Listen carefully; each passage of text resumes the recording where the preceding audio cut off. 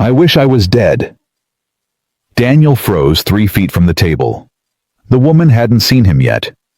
She was gripping a steak knife, knuckles, white tears streaming down her face. I wish I was dead, she whispered again. Then someone might actually miss me. She lifted her head and Daniel's world collapsed. He knew this face. He'd seen it every day for 4 years. On newsletters, on portraits, on the wall of the building where he worked for barely enough to feed his daughter. His CEO. The most powerful woman he'd ever met. Holding a knife and wishing she was dead. Drop a comment telling us where you're watching from. Let's see how far this story reaches. I wish I was dead. The words hit Daniel like a bullet. He'd walked into this restaurant expecting nothing. A blind date his sister forced him into. An hour of awkward small talk before he could go home to his daughter and forget this ever happened. He didn't expect this. The woman at the corner table was gripping a steak knife, not cutting anything, just holding it, squeezing it. Her knuckles were bone white. Tears ran down her face in black rivers of mascara. I wish I was dead, she whispered again. Then maybe someone would actually notice I'm gone. Daniel's feet moved before his brain caught up. Hey. He kept his voice soft, calm, the way he talked to Emma when she woke up from nightmares. Hey, look at me. The woman's head snapped up. Daniel stopped breathing. Victoria Chen, CEO of Morrison & Associates. The woman whose signature was on his paycheck. The woman who sat 40 floors above him in a corner office worth more than his apartment. The woman who'd never once looked at him in 4 years of working at her company.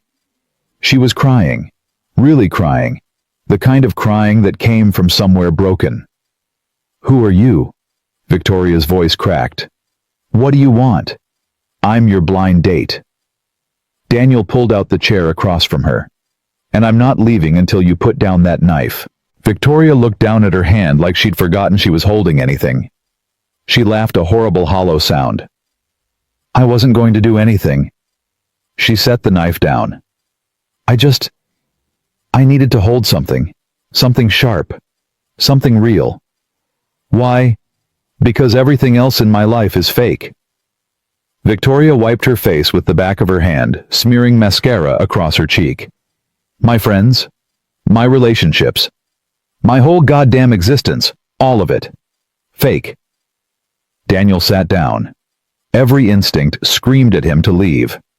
This woman was his boss, his CEO. She could destroy his career with a single phone call. Getting involved in whatever this was could cost him everything. But he'd seen that look before. In the mirror. Every morning for 3 years. What's your name? Victoria asked. My assistant just said Daniel. Daniel Morrison. Morrison. She let out another hollow laugh. Like the company? No relation. I didn't think so. Victoria grabbed her napkin and pressed it to her eyes. God, this is humiliating. You must think I'm insane. I think you're in pain. Victoria went still. What did you say? I said I think you're in pain. Daniel leaned forward. And I think you've been in pain for a long time. And I think you're surrounded by people who either don't notice or don't care. Victoria stared at him. For a long moment, neither of them spoke. How would you know that? She finally asked.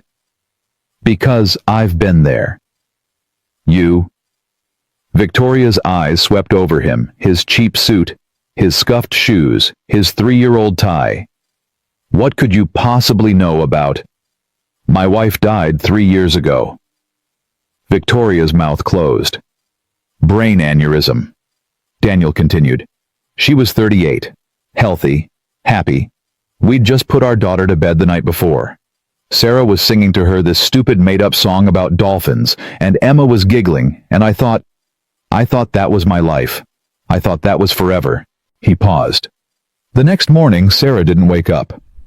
Victoria's hand moved across the table. She stopped herself before she touched him. Daniel, I'm so sorry. I know what it feels like to want to disappear, to hold something sharp, just to feel something real. Daniel held her gaze. So whatever you're going through, I'm not going to judge you. And I'm not going to leave. Victoria's composure cracked. Fresh tears spilled down her cheeks. Why? Her voice was barely a whisper. You don't even know me. No, but I know that look in your eyes. And I know nobody should have to feel that alone. The waiter appeared at their table. Are you folks ready to? Give us a minute, Daniel said without looking away from Victoria. The waiter retreated. Victoria wiped her eyes again. Her hands were shaking. This is insane, she said. You work for me. I'm your CEO. We can't, this is completely inappropriate. Probably. I could fire you. You could. Doesn't that scare you? Daniel thought about it. Really thought about it. 3 years ago, I lost the only person who ever made me feel like I mattered, he said slowly. Since then, I've been working 70-hour weeks at a job where nobody knows my name. I buy my daughter clothes that are too small because I can't afford new ones. I miss her school plays for meetings that don't matter. I haven't laughed, really laughed, in longer than I can remember. He leaned back in his chair. So no, getting fired doesn't scare me. What scares me is spending the rest of my life feeling as empty as I do right now. Victoria was quiet for a long time. You're different, she finally said. Different how?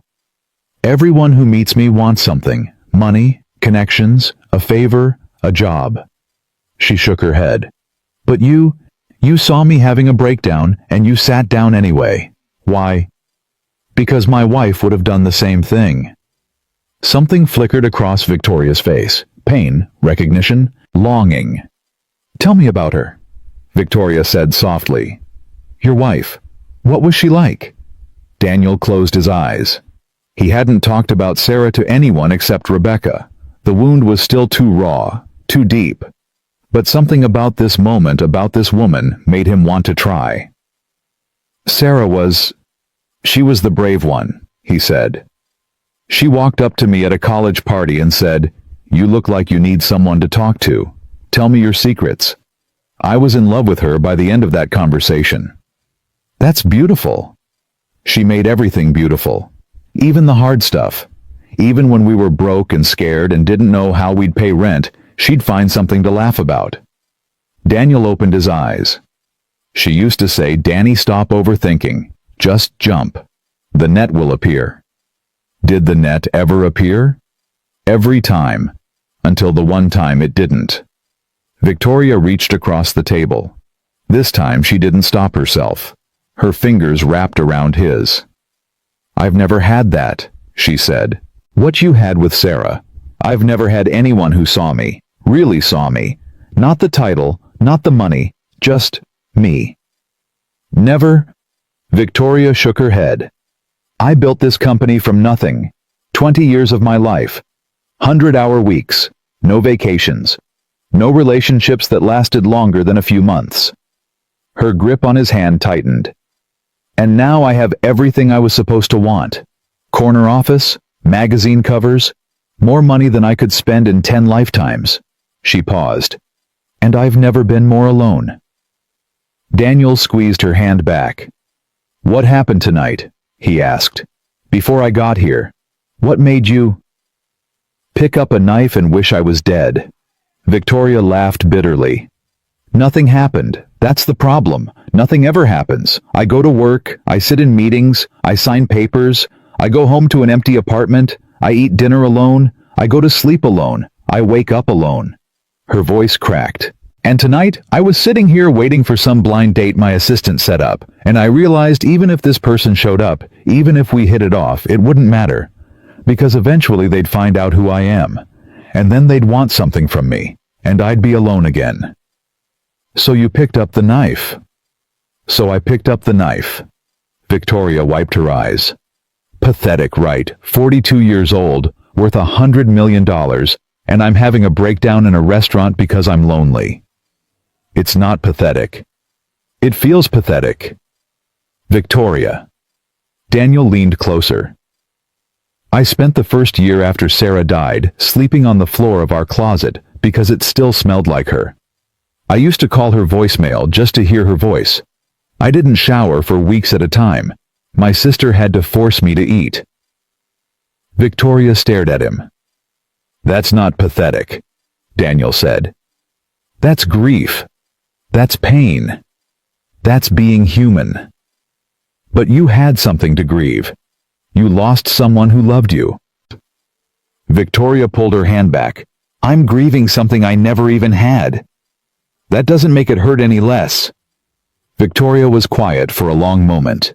The restaurant buzzed around them. Couples laughing, glasses clinking, waiters bustling, but it all felt far away, like they were in their own bubble, their own world. I looked you up, Victoria said suddenly. What? She pulled out her phone. While you were talking, I looked you up in our system. Daniel Morrison, Marketing Department, 4th floor. Daniel's stomach dropped. And you submitted a proposal 3 months ago, client outreach restructuring. Victoria's eyes met his. Your manager marked it low priority. It never reached the executive team. I know. Richard told me it wasn't worth pursuing. Richard is a liar. Daniel blinked. Excuse me. Your proposal is brilliant. I just skimmed it, and I can already see this could increase client retention by 15, maybe 20%. Victoria's voice hardened. Richard buried it because it would have made you look good. And if you looked good, he'd look replaceable. That's insane. That's corporate politics. Victoria set down her phone. How long have you been at my company? 4 years. 4 years. She shook her head. And I never knew your name. I never saw your work. I never had any idea that someone like you was drowning 40 floors below me. Someone like me? Someone real. Someone who shows up and works hard and goes home to a daughter he's trying to raise alone. Victoria's eyes glistened. Someone invisible. The word hit Daniel in the chest. I'm going to fix this, Victoria said. Richard is gone, tomorrow morning. Victoria, you don't have to. Yes, I do. She cut him off. I built this company to mean something. To treat people like human beings. Somewhere along the way I lost sight of that. People like you paid the price. I don't want special treatment. This isn't special treatment. This is me finally doing my job. Victoria leaned forward. I'm promoting you. Director of Marketing Strategy. You'll report directly to me. Daniel's head spun. That's a 3-level jump. Your work deserves it. People will talk. They'll say I slept my way to the top. Let them talk. Victoria. Daniel grabbed her hand again. I'm serious. If you do this, if we do whatever this is, people will find out. They'll say things. It could hurt you. Victoria smiled. A real smile. The first one he'd seen all night. Daniel, I've spent 20 years worrying about what people say. And you know what I've learned? They're going to talk no matter what you do. So you might as well give them something worth talking about. The waiter returned. This time, they ordered. Neither really looked at the menu. It didn't matter. Can I ask you something? Victoria said after the waiter left. Anything. Your daughter, Emma. Victoria hesitated. What's she like? Daniel's whole body changed. The tension left his shoulders. The hardness around his eyes melted. She's everything, he said. 8 years old and already smarter than me. She wants to be a marine biologist 1 week, an astronaut the next. She plays soccer and she's terrible at it, but she loves it anyway. She sounds wonderful. She is. She's got Sarah's eyes, Sarah's laugh. Sometimes I look at her and it hurts so much I can't breathe. Because you miss your wife. Because I see everything Sarah's going to miss. First day of high school, first boyfriend, graduation, wedding. Daniel's voice cracked. Sarah should be there for all of it, and instead Emma's stuck with me. She's not stuck with you. She's lucky to have you. I don't feel lucky. I feel like I'm failing her every single day. Victoria was quiet for a moment. "I'd like to meet her," she said. Daniel looked up sharply. "What?" "Emma, I'd like to meet her, if that's okay with you." "Victoria, this is a first date. We don't even know if—" "I know." Victoria held up her hand. "I'm not trying to rush anything. She trailed off. "I've never met anyone like you, Daniel. You're real in a way that nobody in my life is real. And I don't want to lose that." "You won't. You don't know that." "Neither do you." Daniel smiled slightly. "My wife used to say, stop overthinking, just jump." "Did you listen to her?" "Not usually. I was always the careful one. She was the brave one." "And now?" Daniel thought about it. About Emma. About his empty apartment. About 3 years of feeling nothing but grief and exhaustion. Then he thought about Victoria. About her tears. About the knife. About the raw, broken honesty she'd shown him tonight. "Now," he said slowly, "I think maybe it's time to be brave." Victoria's smile widened. Their food arrived. They ate slowly, talking about everything and nothing. The restaurant emptied around them. The candle on their table burned low. "I should go," Daniel said finally. "Emma's with my sister, but—" "Of course." Victoria stood when he did. "Saturday. There's a park near my apartment. We could walk, talk, no pressure. I have Emma on Saturdays. Bring her." Victoria didn't hesitate. "I meant what I said. I want to meet her." Daniel studied her face, looking for any sign that she was just being polite, any hint that this was all an act. He found nothing but sincerity. "Okay," he said. "Saturday. The park." They walked out together. The night air was cold. Daniel turned to say goodbye, but Victoria stepped closer. "Thank you," she whispered. "For sitting down, for staying." "Thank you for being honest." "I'm never honest, not like that, not with anyone." Victoria laughed softly. "I don't know what it is about you. Maybe you just needed someone to ask if you were okay. Maybe I did." She hugged him. Not a polite hug, a real one. Daniel felt her trembling against him. "I haven't hugged anyone in months," Victoria murmured into his shoulder. "Isn't that sad? The CEO of a $100 million company, and I can't remember the last time someone touched me." "It's not sad. It's honest. Same thing sometimes." She pulled back. Her eyes were wet again. "Good night, Daniel." "Good night, Victoria." He watched her walk to her car, a black Mercedes, worth more than he made in 5 years. She got in, waved once, and drove away. Daniel stood in the parking lot for a long time. His phone buzzed. A text from Rebecca. "Well, how was it?" He started to type a response, stopped, started again. Finally, he just wrote, "Strange, good, I'll tell you tomorrow." His phone buzzed again. A different number this time, unknown. Daniel frowned and opened the message. His blood went cold. "I saw you with Victoria Chen tonight. Interesting choice for a date. Does HR know about this? Does the board? I wonder what they'd think if they found out their CEO was crying in a restaurant with a nobody from the 4th floor." Daniel stared at the screen. Another message came through. "Don't worry. I won't tell anyone. Yet. But you should know I'm watching.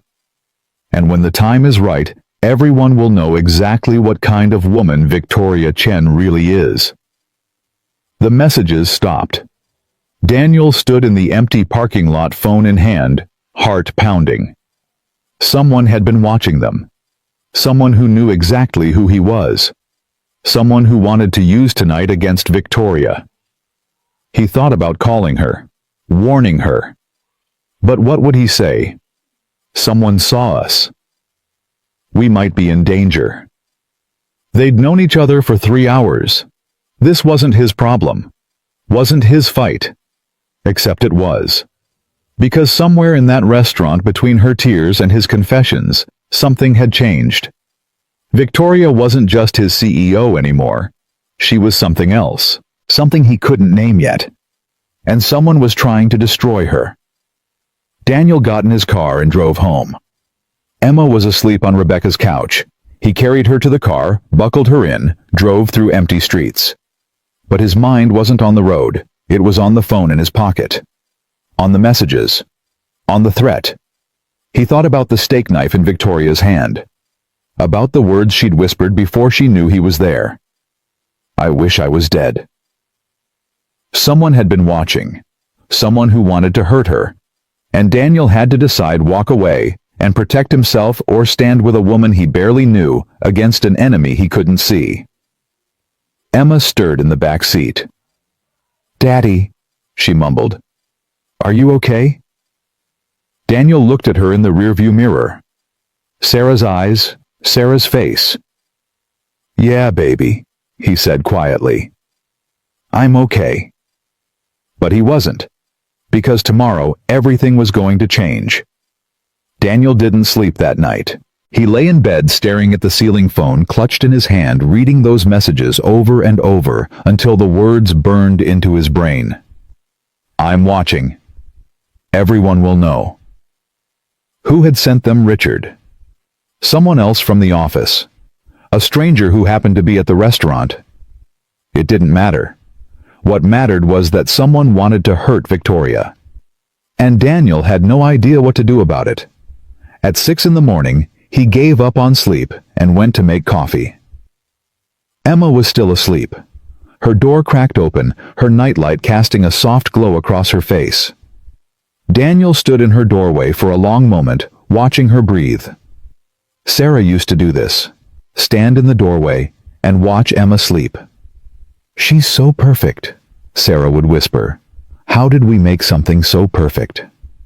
Now Sarah was gone, and Daniel was alone, and somewhere out there, someone was trying to destroy the first person who'd made him feel alive in 3 years. His phone buzzed. Daniel's heart stopped. He pulled it out, expecting another threat. It was Victoria. "I couldn't sleep. I keep thinking about last night. About everything you said. Thank you for staying. Thank you for seeing me. V." Daniel stared at the message. His thumbs hovered over the keyboard. He should tell her about the threats. Should warn her. Should Daddy? Daniel spun around. Emma stood in the hallway, rubbing her eyes, her hair a tangled mess. "Hey, Munchkin, what are you doing up?" "I heard you walking around." Emma padded toward him. "Are you okay?" "I'm fine, just couldn't sleep." "Because of the date." Daniel hesitated. "How do you know about that?" "Aunt Becca told me." Emma climbed onto a kitchen stool. "She said you went on a date with a lady. Did you like her?" Daniel thought about Victoria, about her tears, about the knife, about the way she'd held his hand like he was the only real thing in her world. "Yeah," he said quietly. "I liked her." Emma's face lit up. "Really? What's she like?" "She's complicated." "Good complicated or bad complicated?" "I don't know yet." Emma considered this seriously. "Mommy was complicated. You always said that." Daniel's throat tightened. "Yeah, Mommy was complicated. But you loved her anyway." "More than anything." Emma nodded like this made perfect sense. "Then maybe you can love this lady too, even if she's complicated." Daniel stared at his 8-year-old daughter. Sometimes she was so much like Sarah, it took his breath away. "Maybe," he said. "We'll see." "Can I meet her?" "Actually, she wants to meet you too. Saturday, at the park." Emma's eyes went wide. "Really?" "Really, if that's okay with you?" "That's so okay." Emma bounced on her stool. "I'm going to wear my dolphin shirt. Does she like dolphins? I hope she likes dolphins." Daniel laughed. A real laugh. The kind he hadn't felt in months. "I don't know if she likes dolphins. You'll have to ask her." I will. Emma grinned. This is going to be the best Saturday ever. Daniel pulled her into a hug, breathing in the smell of her strawberry shampoo. I love you, Munchkin. I love you too, Daddy. His phone buzzed again. Another message from Victoria. I'm going into the office early. Richard won't know what hit him. Wish me luck. Daniel typed back. Be careful. 3 dots appeared. Then, I'm always careful. That's the problem. Today, I'm going to be brave. Like you said. Daniel stared at the message. He should tell her. Should warn her about the threats. Should. But what if she pulled back? What if she decided he wasn't worth the risk? What if she disappeared from his life as quickly as she'd entered it? He couldn't lose this, whatever this was. He couldn't lose her, so he typed, Good luck, you've got this. And he said nothing about the messages. The morning passed slowly. Daniel got Emma ready for school, packed her lunch, walked her to the bus stop. She talked the whole way about Victoria, about the park, about dolphins and marine biologists, and whether Victoria would think her dolphin shirt was cool. What if she doesn't like me? Emma asked suddenly, her voice small. Daniel knelt down to her level. Hey, look at me. Emma's eyes met his. Sarah's eyes. There is nothing about you not to like, Daniel said firmly. You're smart and funny and kind. And if Victoria doesn't see that, then she's not worth our time. Okay. Emma nodded slowly. Okay. But I think she'll like you. I think she'll like you a lot. The bus pulled up. Emma hugged him tight, then ran up the steps without looking back. Daniel watched until the bus disappeared around the corner. Then he drove to work. The office felt different today. Sharper. More dangerous. Daniel walked through the lobby past the security desk into the elevator. Every face seemed suspicious. Every glance felt like a threat. Who had sent those messages? Who was watching? He got off on the 4th floor and walked to his desk. Everything looked normal. His computer, his chair, his sad little potted plant that Sarah had given him years ago, but nothing felt normal. Morrison. Daniel turned. Richard Hayes was striding toward him, face-red veins bulging in his neck. My office, now. Daniel followed him, heart pounding. Richard's office was at the end of the hall, a corner space with glass walls that let everyone see inside. Richard slammed the door behind them. What the hell did you do? Daniel kept his voice steady. I don't know what you're talking about. Don't play dumb with me. Richard jabbed a finger at him. I got a call this morning, from HR, from the CEO's assistant.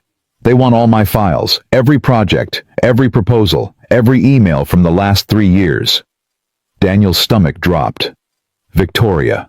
She was moving fast. That sounds like a you problem, Daniel said. Richard's face went purple. This is about that proposal, isn't it, the client outreach thing? You went over my head. I didn't go over anyone's head. Then how does the CEO know about it? How does she know your name? Richard stepped closer. What did you do? Morrison. Daniel held his ground.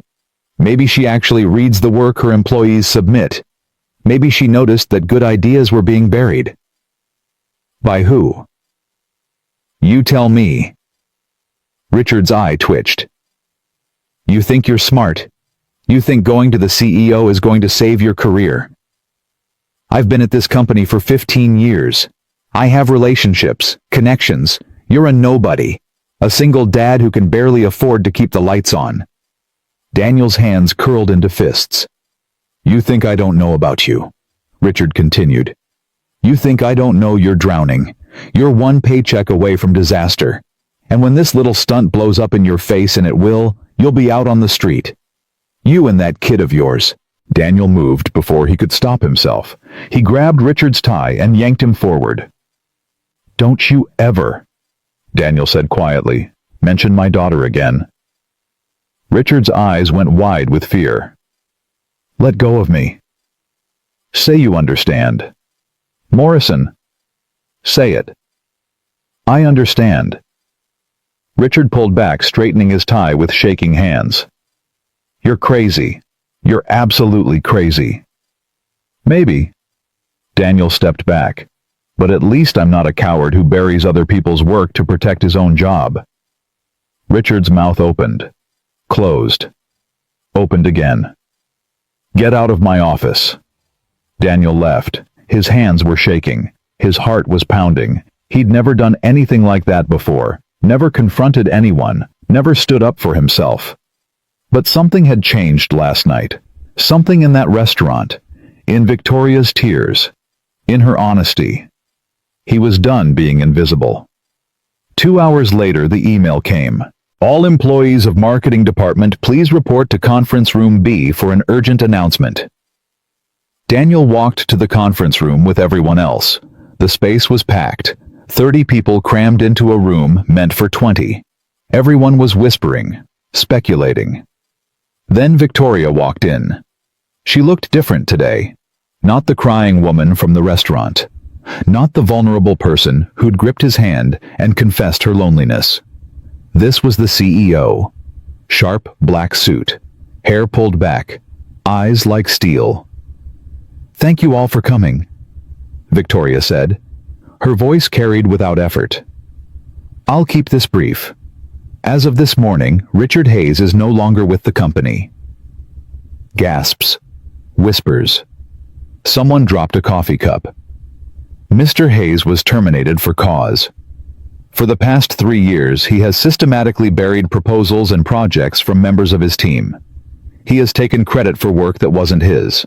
He has created a culture of fear and suppression that has cost this company millions in lost innovation. Victoria paused. Her eyes swept the room. That ends today. Daniel couldn't breathe. He watched her command the room, watched her transform from the broken woman he'd met last night into something fierce and powerful, and he felt something shift in his chest. Additionally, Victoria continued, I am announcing a restructuring of the marketing department. Effective immediately, Daniel Morrison will assume the role of Director of Marketing Strategy. Every head in the room turned to look at him. Daniel's face burned. He could feel the stares, the questions, the suspicion. Mr. Morrison submitted a proposal 3 months ago that could increase our client retention by 20%, Victoria said. It was buried. That proposal will now be implemented under his leadership. She looked directly at him. Mr. Morrison, please see me in my office after this meeting to discuss your new responsibilities. Then she turned and walked out. The room exploded into whispers. Who is that guy? I've never even heard of him. Director. He was a junior analyst yesterday. What do you think he did to get that promotion? Daniel heard it all. Every word, every insinuation, every poisonous little whisper. But he didn't care, because Victoria had looked at him, really looked at him, in front of everyone, and for the first time in 4 years, he wasn't invisible. Victoria's office was on the 40th floor. Daniel had never been above the 10th. The elevator ride felt endless. Each floor that passed ratcheted up his anxiety. By the time the doors opened, his palms were sweating. Victoria's assistant, a severe-looking woman named Margaret, was waiting. Mr. Morrison, she's expecting you. Daniel walked into the office. Victoria stood by the window looking out at the city. She didn't turn around when he entered. Close the door. Daniel closed it. For a long moment, neither of them spoke. The silence stretched, grew heavy. Then Victoria turned around. I fired 3 people this morning, Richard and 2 others, all of them guilty of the same thing. I heard. The board is furious. They think I've lost my mind. Victoria walked toward him slowly. They might be right. Why did you do it? Because you showed me something last night. Victoria stopped a few feet away. You showed me that I've been so focused on the big picture that I forgot about the people inside it. The real people. The ones who come to work every day and give everything they have and get nothing in return. Victoria. I'm not finished. She held up her hand. I promoted you because you deserve it, because your work is brilliant, because you should have been recognized years ago. but I need you to understand something. What? People are going to talk. They're going to say you got this job because of me, because of last night, because of whatever they imagine happened between us. Daniel thought about the anonymous messages, the threats, the eyes that might be watching even now. I know. And you're okay with that? No. Daniel stepped closer. But I'm not okay with being invisible either. I'm not okay with watching my daughter grow up while I miss every important moment. I'm not okay with drowning in a job that doesn't see me. He paused. You gave me a chance. A real chance. And I'm going to prove I deserve it. Not because of you. Because of me. Victoria's expression softened. Just slightly. Just enough. Saturday, she said quietly. The park. You're still coming. With Emma. Good. Victoria smiled. A real smile. I've been thinking about dolphins all morning. Daniel laughed. She's obsessed. Fair warning. I'll study up. They stood there for a moment, neither moving, the weight of everything unsaid hanging between them. I should go, Daniel finally said, before people start talking more than they already are. Let them talk. You said that last night. I meant it then too. Victoria walked back to her desk.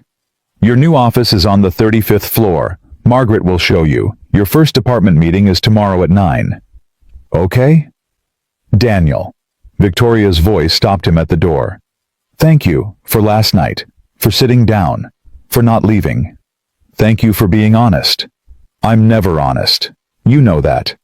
Maybe that's changing. Victoria was quiet for a moment. Then she nodded. Maybe it is. Daniel left her office and walked to the elevator. His head was spinning. His life had changed completely in the span of 12 hours.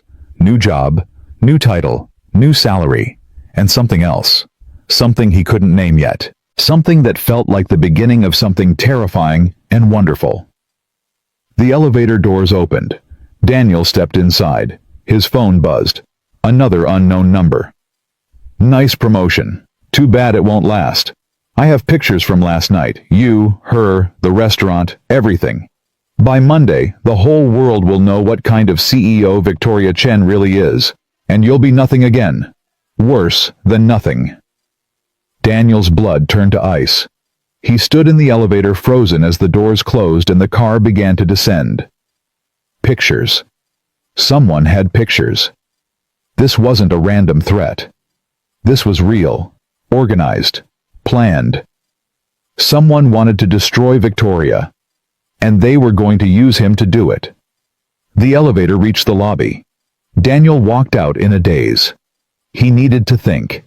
Needed to figure out who was behind this. Needed to warn Victoria. But if he warned her, she might push him away. Might decide he was too dangerous.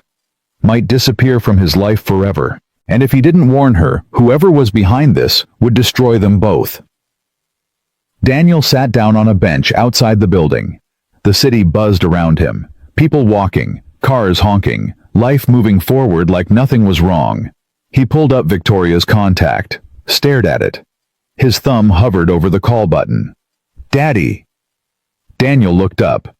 Emma was running toward him, backpack bouncing, Rebecca jogging to keep up. Munchkin. What are you doing here? School got out early. Teacher conference. Emma threw herself into his arms. Aunt Becca said we could surprise you. Rebecca caught up, breathing hard. Sorry, she insisted. Daniel held Emma tight. His phone still clutched in his other hand. Daddy, are you okay? Daniel looked at his daughter, at her bright eyes, at her innocent smile, at everything he was trying to protect. Yeah, baby, he said quietly. I'm okay. But he wasn't, because somewhere out there, someone was watching, waiting, planning, and Daniel had no idea how to stop them. Saturday came faster than Daniel expected. He spent the days between trying to focus on his new job, learning the systems, meeting his new team, pretending everything was normal when nothing was normal. The threatening messages had stopped. No new ones since that day in the lobby.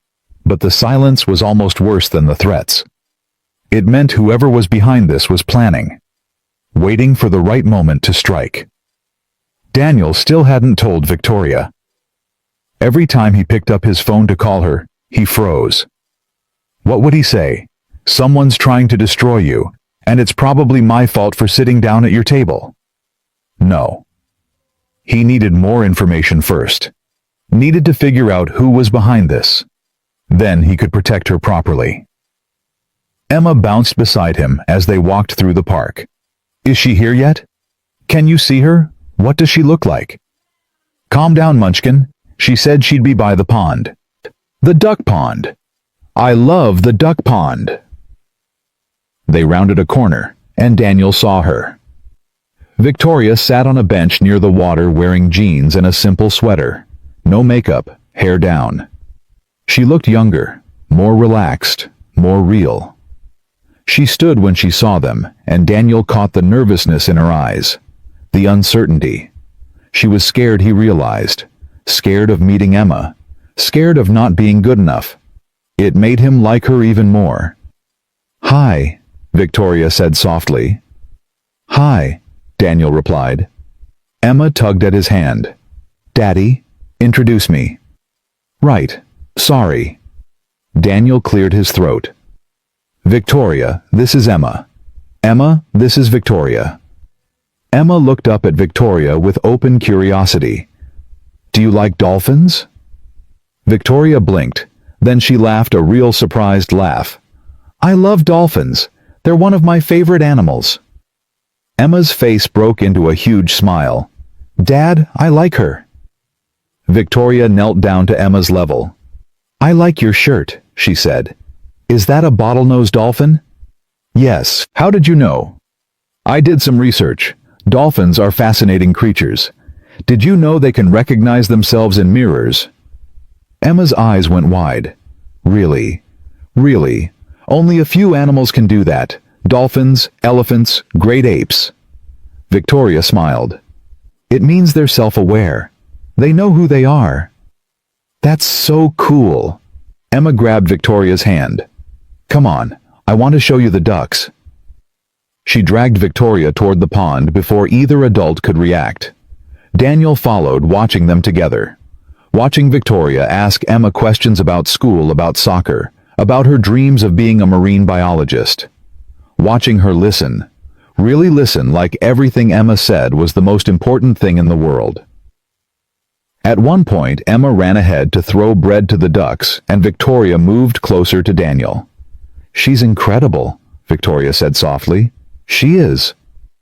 You've done an amazing job with her, raising her alone, being there for her. I don't feel like I've done anything amazing. I feel like I'm barely holding on. Victoria turned to look at him. That's what amazing looks like sometimes. Barely holding on, but holding on anyway. Daniel met her eyes. Something passed between them. Something heavy with meaning. Victoria, I need to tell you something. What is it? Daniel opened his mouth. The words were right there. The threats, the messages, the danger. Dad, Victoria, come look. Emma was waving frantically from the edge of the pond. The moment shattered. Coming, sweetheart, Daniel called. He looked back at Victoria. Later, I'll tell you later.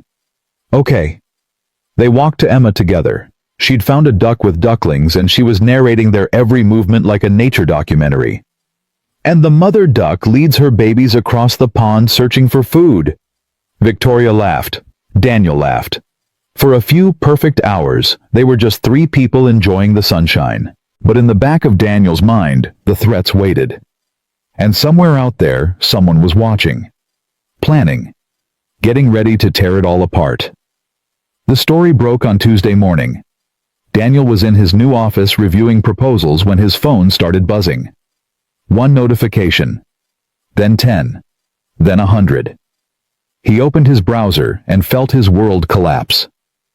Scandal at Morrison & Associates CEO. Promotes secret lover fires veteran manager. The article was everywhere. Every news site, every business blog, every social media platform. Someone had leaked everything: the restaurant, the promotion, the firings. And they'd twisted it into something ugly. Sources say Victoria Chen, 42, met Daniel Morrison at an upscale restaurant where they were seen holding hands and crying together. Within 24 hours, Morrison received a triple promotion and his manager was terminated. Daniel's phone rang. Victoria's name flashed on the screen. "Have you seen it?" Her voice was tight, controlled, but he could hear the fear underneath. "I've seen it. The board is calling an emergency meeting. They want my resignation." "What?" "Stock dropped 8% in the last hour. Investors are panicking." Victoria paused. "Daniel, I need you to come to the meeting." "Me? You're part of this. They're going to have questions. We need to face this together." Daniel closed his eyes. This was his fault. He should have warned her about the threats. Should have told her someone was watching. Should have... "Daniel, are you there?" "I'm here. I'll be there." "Conference room on the 40th floor. 20 minutes. She hung up. Daniel sat at his desk, staring at his phone. The threatening messages from weeks ago flashed through his mind. "I'm watching. Everyone will know. By Monday, the whole world will know what kind of CEO Victoria Chen really is." Monday had come and gone. The attacker had waited, planned, gathered more ammunition, and now the bomb had exploded. Daniel took the elevator to the 40th floor. Every eye in the building seemed to follow him. Every whisper seemed to contain his name. He walked into the conference room and faced a firing squad. 8 board members sat around the table. Victoria was at the head, her face pale but composed. An empty chair waited beside her. "Mr. Morrison," said a silver-haired man at the far end, Harrison Wells, chairman of the board. "Please sit down." Daniel sat. "I assume you've seen the news," Harrison continued. "I have." "Then you understand why we're here." "I understand you're concerned about the company's image. We're concerned about a lot more than that." A woman to Harrison's left, board member, Catherine Price, leaned forward. "We're concerned about judgment, about decision-making, about whether our CEO is fit to lead." "Catherine," Victoria started. "Let me finish." Catherine's eyes were cold. "Ms. Chen, in the past week, you've fired 3 senior employees, promoted an unknown junior analyst to director, and apparently conducted a romantic relationship with a subordinate, all while keeping the board completely in the dark. The firings were justified. Richard Hayes and the others were. We've seen the evidence. The firings may have been justified, but the timing is suspicious." Catherine turned to Daniel. "Mr. Morrison, when did you first meet Ms. Chen?" 11 days ago. "And in those 11 days you've received a promotion that would normally take 5 to 7 years. Your salary has tripled. You now report directly to the CEO." Catherine paused. "How do you explain that?" "My work explains it." "Your work, a single proposal. A proposal that your previous management buried because it made them look bad." Daniel kept his voice steady. "A proposal that could increase client retention by 20%. A proposal that anyone in this room would have approved if they'd actually seen it." Harrison raised an eyebrow. "You're confident." "I'm right. There's a difference." "Daniel," Victoria said quietly. "A warning." "No." Daniel turned to face the board fully. "You want to know what happened? I'll tell you exactly what happened. 11 days ago I walked into a restaurant expecting nothing. I'd been a widower for 3 years. My sister forced me to go on a blind date because I'd forgotten how to live." He paused. "I found Victoria crying. Alone. Holding a knife and wishing she was dead." Silence. Complete, shocked silence. "I sat down because I've been that low. I know what it feels like to want to disappear, and I couldn't leave someone in that kind of pain." Daniel's voice hardened. "She told me things that night. Real things, honest things. Things about being lonely and invisible and surrounded by people who only want what they can take. He looked at each board member in turn. How many of you have ever asked Victoria how she's doing? Not how the company is doing. How she's doing. As a person. As a human being. No one answered. That's what I thought. Daniel leaned back. You're angry because she made decisions without you. Fine. But don't pretend this is about the company. This is about control. You're afraid she's becoming something you can't manage. Mr. Morrison, Harrison started. I'm not finished. Daniel stood up. Victoria promoted me because I deserved it. Because my work is good. Because I've been invisible at this company for 4 years, and she's the first person who actually looked. He turned to Victoria. I'm sorry I didn't tell you about the threats. I should have. I was scared of losing you. But I won't let these people make you feel ashamed of being human.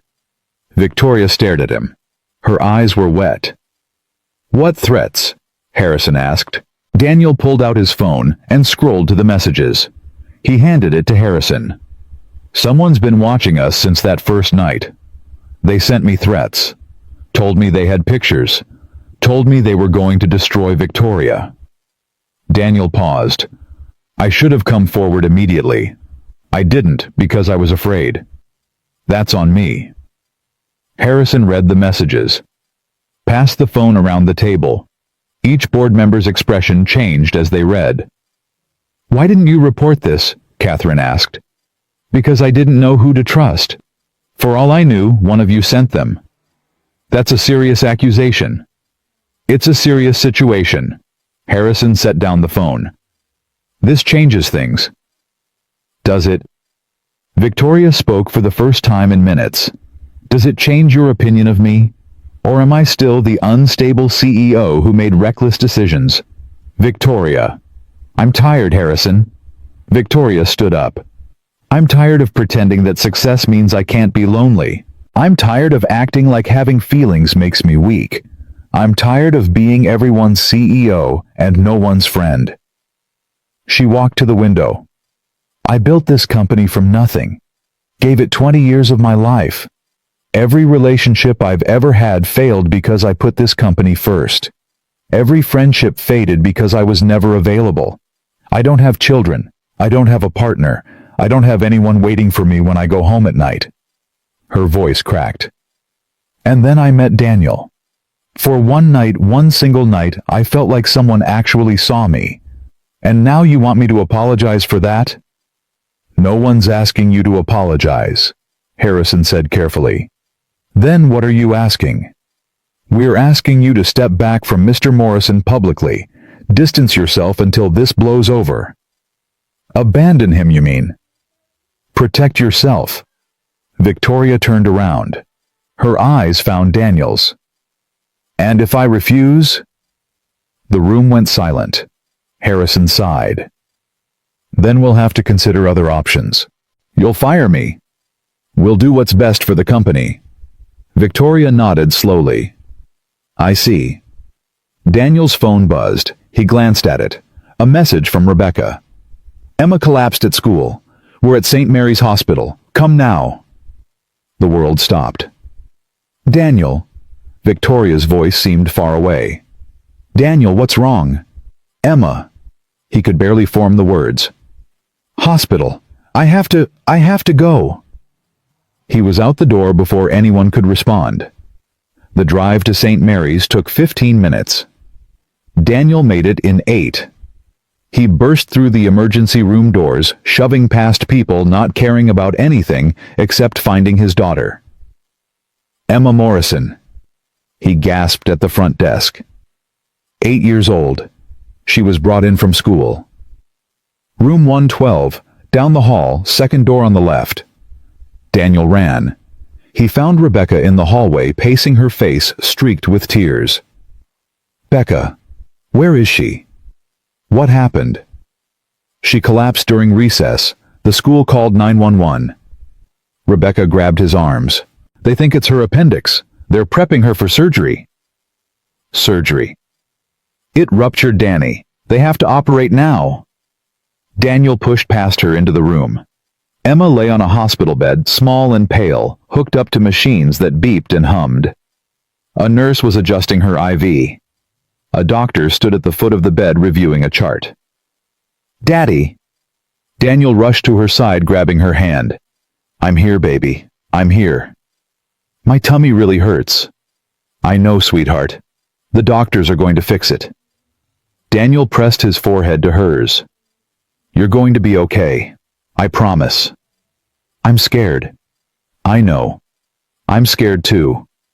But you're the bravest person I know. Remember, braver than astronauts. Braver than marine biologists. Braver than anyone." Emma tried to smile. It broke his heart. "Mr. Morrison." The doctor approached. "We need to take her now. The surgery should take about an hour. Someone will update you as soon as we're done." "Can I stay with her?" "Until we get to the OR." Daniel walked beside the gurney as they wheeled Emma toward the operating room. He held her hand the whole way. "Daddy." "Yeah, baby. If something happens, tell Victoria I wanted to show her more dolphins." Daniel's eyes burned. "You're going to show her yourself. When you wake up, she'll be right here. Promise. Promise."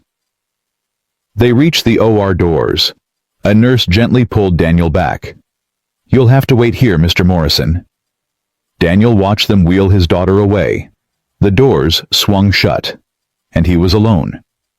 He stood there for a long time. Minutes, maybe hours. Time lost all meaning. At some point, Rebecca appeared beside him. She didn't say anything, just stood there, present, solid. "This is my fault," Daniel whispered. "Danny, no. I was so focused on Victoria, on the job, on finally feeling something again." His voice broke. "I should have noticed she wasn't feeling well. I should have paid more attention. I should have—" "Stop." Rebecca grabbed his face with both hands. "This is not your fault. Appendicitis happens. It happens to healthy kids with perfect parents. You couldn't have known." "But if I'd been there, you were there. Every day, every night. For 3 years you've been there." Rebecca's eyes were fierce. "You're a good father, Danny. The best father I know. Don't you dare blame yourself for something you couldn't control." Daniel collapsed into her arms. For the first time in 3 years, he sobbed. Really sobbed. The way he hadn't at Sarah's funeral.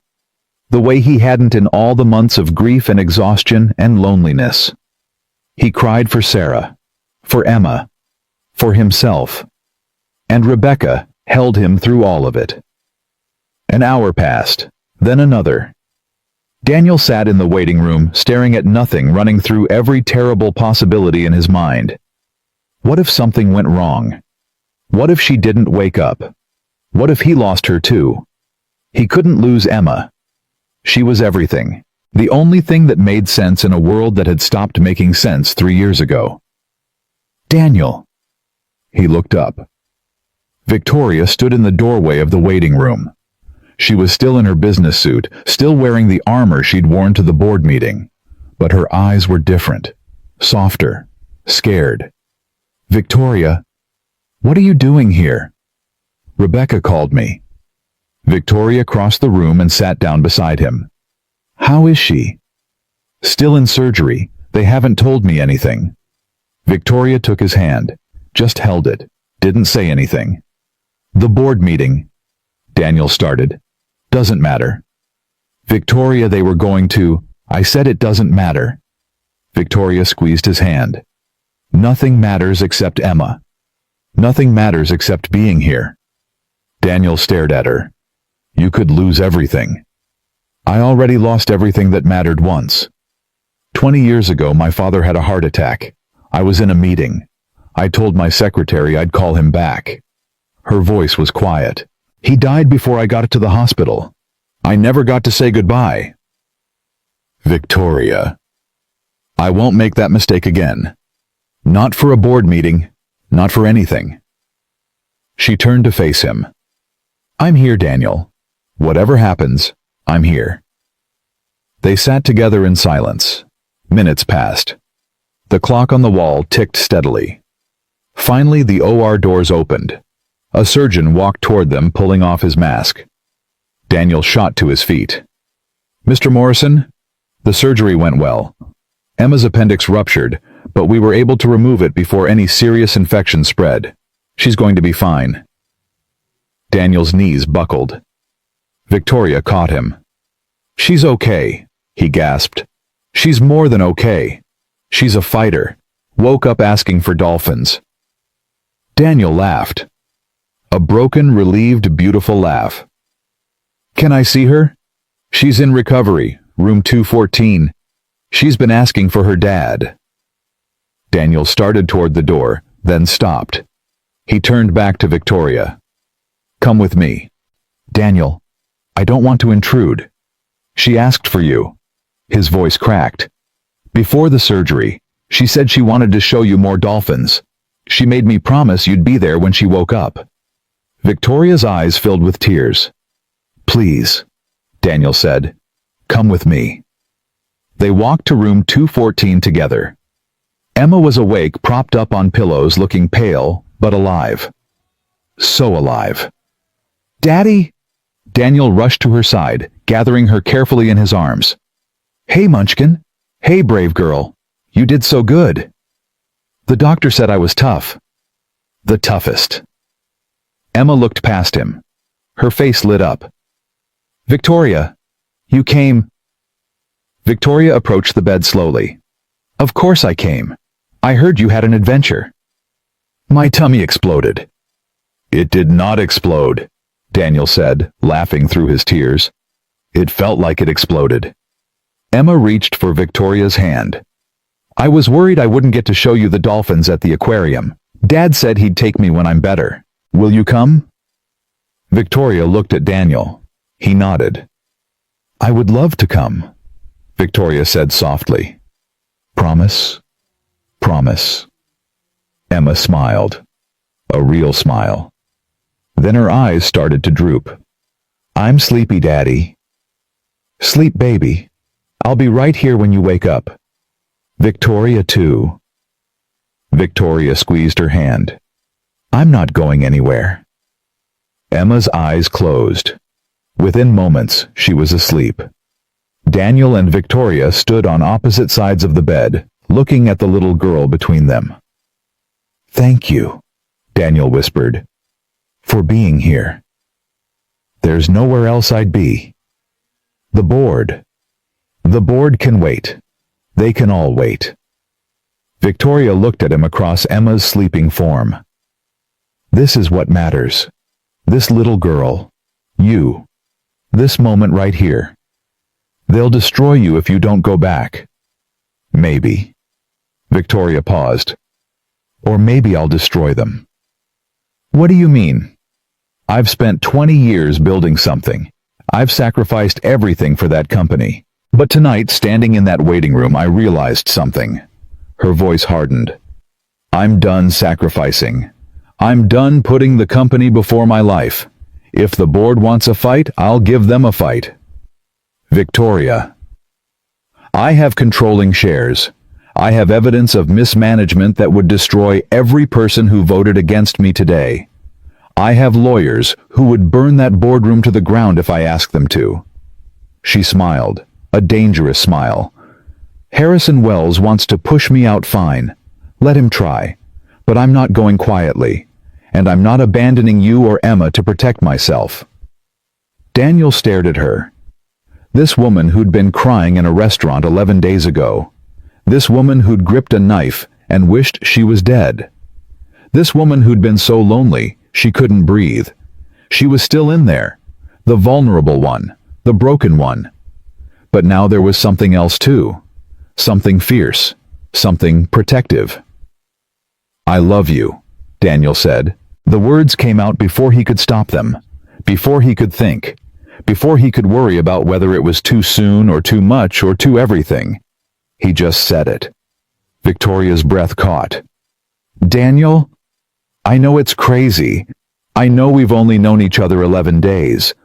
I know everything is falling apart and people are trying to destroy us, and none of this makes sense.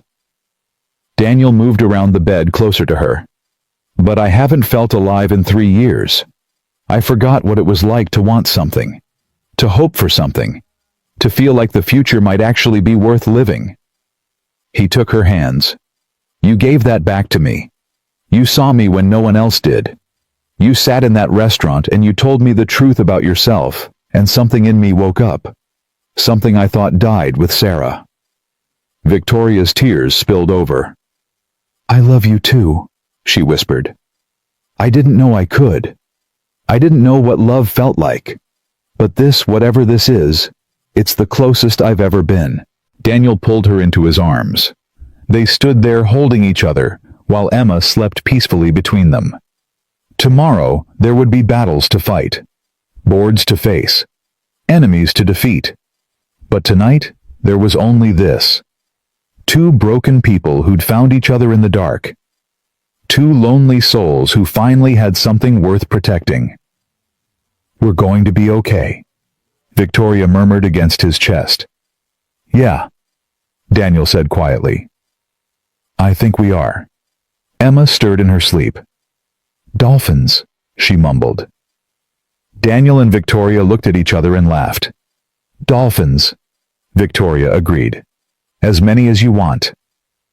Outside the hospital window, the city glittered in the darkness. And for the first time in a long time, the future didn't feel so frightening. Victoria walked into the boardroom at 8 o'clock the next morning like a general entering battle. She hadn't slept, hadn't changed. Still wore the same suit from yesterday, now wrinkled, now human. But her eyes were sharp, her spine was steel. Harrison Wells sat at the head of the table with Catherine Price and 6 other board members. They'd expected her to crawl in, apologize, beg for her position. They'd miscalculated.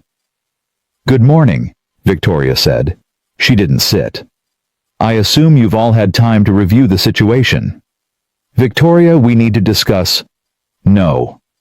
Victoria cut Harrison off. You need to listen. I've spent the last 12 hours doing something I should have done years ago. I've been investigating my own company. She dropped a thick folder on the table. What is this? Catherine asked. Evidence. 3 years of it. Victoria's voice was ice. Richard Hayes wasn't the only one burying proposals and taking credit for other people's work. He learned it from someone. Would you like to guess who? Silence. Harrison. Victoria turned to face the chairman. 17 proposals in the last 3 years that could have saved this company millions. All of them killed before they reached the board. All of them killed by you. Harrison's face went white. That's absurd. Is it? Victoria opened the folder and pulled out a stack of emails. Because I have communications between you and Richard. I have financial records showing kickbacks from vendors you were supposed to be negotiating against. I have evidence of a side deal you made with our biggest competitor that cost us the Wexler account. She threw the papers across the table. You weren't protecting the company, Harrison. You were protecting yourself. And when I started getting too close to the truth, you decided to destroy me first. Victoria. These accusations are the anonymous messages Daniel received. They came from a phone registered to your assistant. Victoria smiled coldly. You really should have been more careful. The room exploded. Board members shouted over each other. Harrison was on his feet, face purple with rage. Catherine was reading through the documents, her expression shifting from disbelief to horror. This is a setup, Harrison yelled. She's trying to deflect from her own. Sit down, Harrison.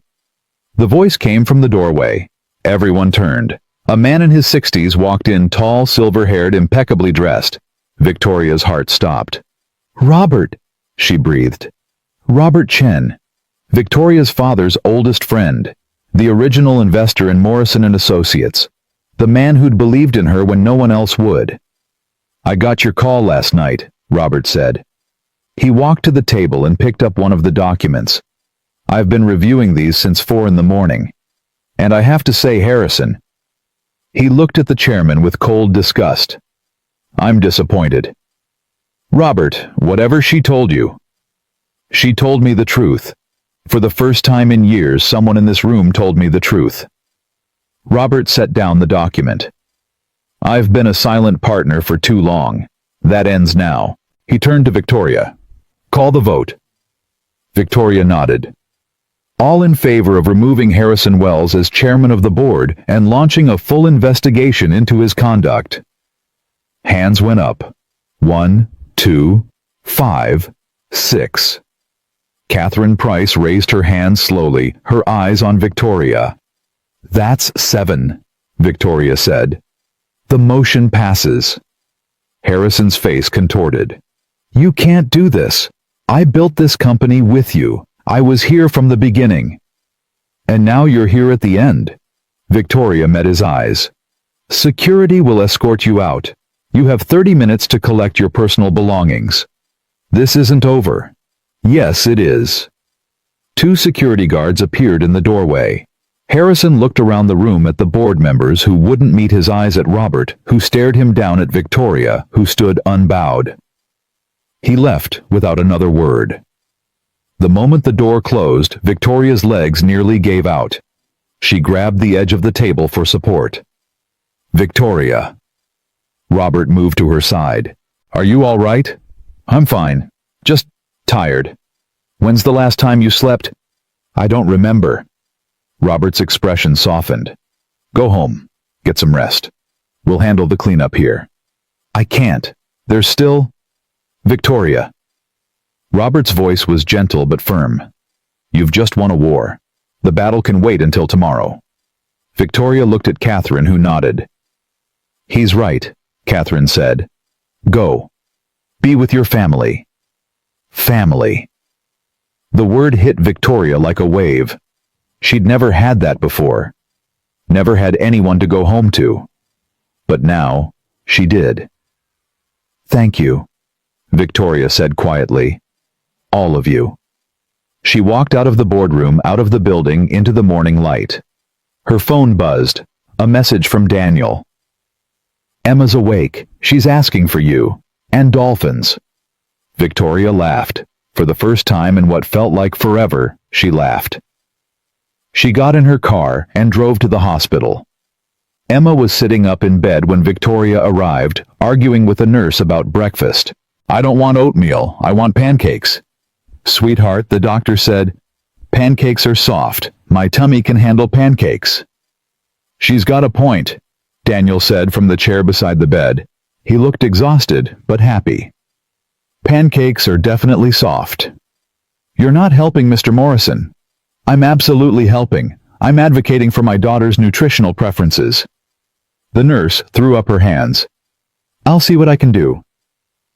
She left, and Emma spotted Victoria in the doorway. Victoria, did you bring dolphins? Not this time. Victoria crossed the room and sat on the edge of the bed. But I brought something better. What? A promise. Victoria took Emma's hand. When you're all better, we're going to the aquarium, all 3 of us, and we're going to see every dolphin they have. Emma's face lit up. Really? Really. Dad, did you hear the aquarium? I heard Munchkin. Daniel caught Victoria's eye over Emma's head. His expression asked a question. Victoria nodded slightly. It's done. Daniel's shoulders relaxed. He hadn't realized how tense he'd been until that moment. Emma, Victoria said, I need to talk to your dad for a minute. Is that okay? Are you going to kiss? Victoria's face went red. What? Aunt Becca says when grown-ups need to talk alone, they're usually going to kiss. Emma grinned. I don't mind. I think you should kiss. Dad needs more kisses. He's been sad for a long time. Daniel covered his face with his hands. Emma, we talked about this. I'm just saying what's true. Victoria laughed, leaning down to kiss Emma's forehead. You're something else, you know that. That's what everyone says. Daniel and Victoria stepped into the hallway. The moment the door closed, Victoria collapsed against him. It's over, she breathed. Harrison's out. Robert's taking temporary chairmanship.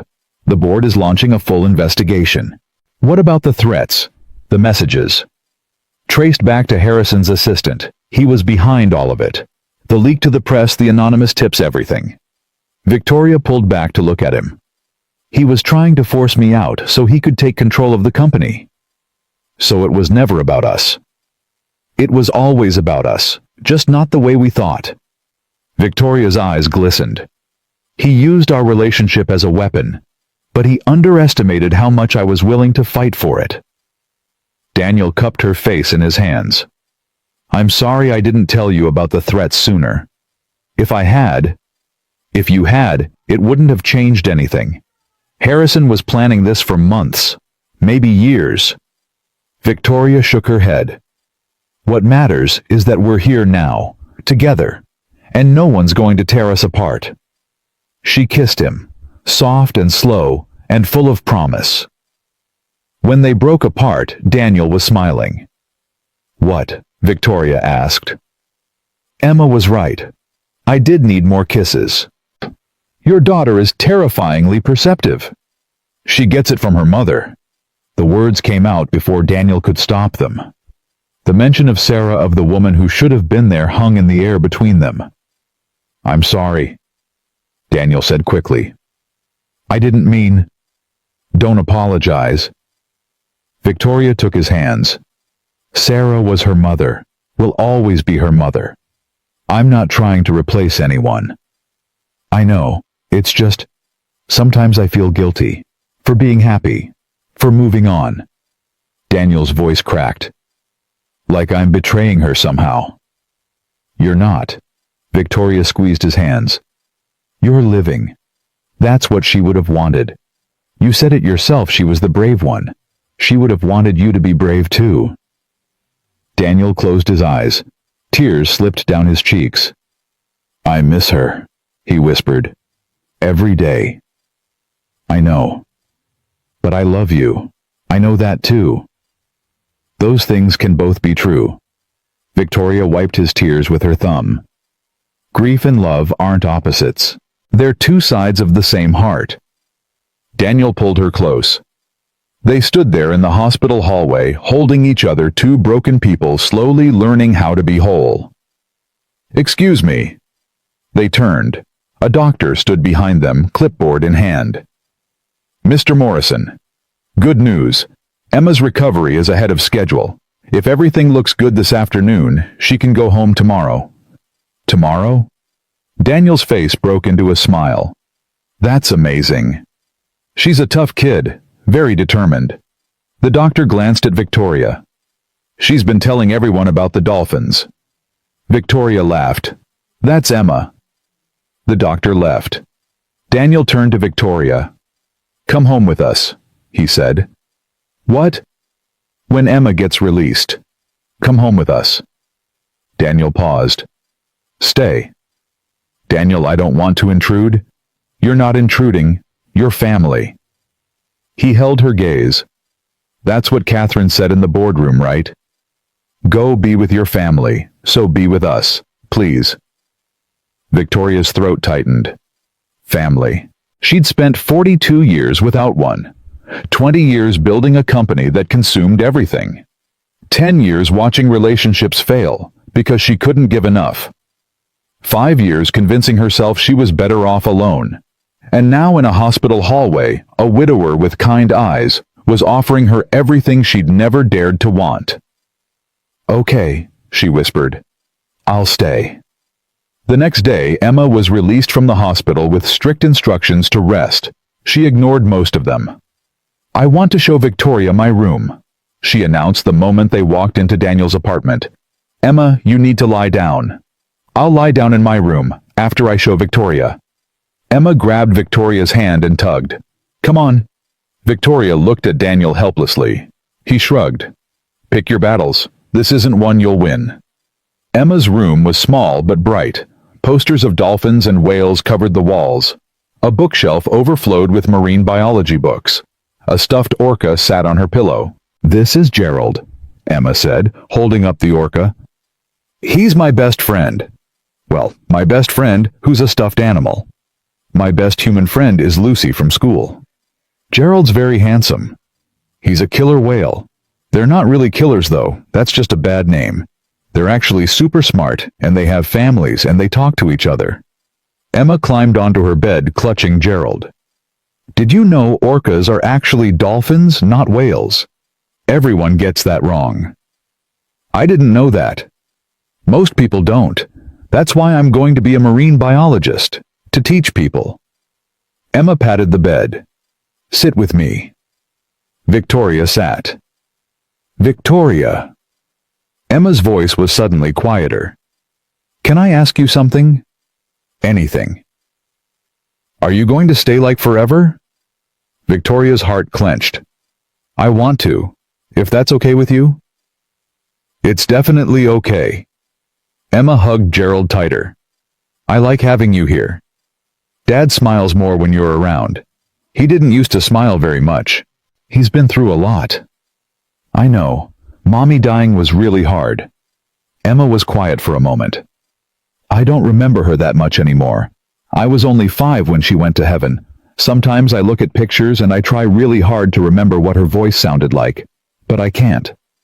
Victoria felt tears prick her eyes. That must be hard. Yeah, sometimes it makes me sad. Emma looked up at her. But then I think maybe that's why you're here. Not to replace Mommy, but to help us remember how to be happy again. Victoria couldn't speak. The lump in her throat was too big. You make Dad happy, Emma continued. And you make me happy too. So maybe it's okay that I can't remember everything about Mommy, because she'd want us to be happy, right? I think she would. Me too, Emma yawned. I'm tired now. Then sleep. Will you stay until I fall asleep? Victoria brushed Emma's hair back from her forehead. I'll stay.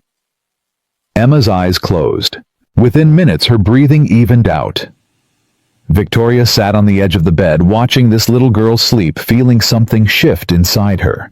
Something permanent. Something irreversible. She loved this child. Not because she was Daniel's daughter. Not because she was trying to win his affection. But because Emma was Emma, curious and brave and honest, in a way that most adults forgot how to be. Hey! Victoria looked up. Daniel stood in the doorway watching them. She fell asleep fast, he said quietly. She was exhausted. Didn't want to admit it. Daniel walked over and sat beside her on the bed. They looked at Emma together. She asked me if I was going to stay forever, Victoria said. What did you tell her? I said I wanted to, if it was okay with her. And she said it was definitely okay. Victoria paused. She also said, I make you happy. That you smile more when I'm around. Daniel reached over and took her hand. She's right. I do. She's pretty remarkable. She is. Daniel was quiet for a moment. Sarah would have liked you. You think so?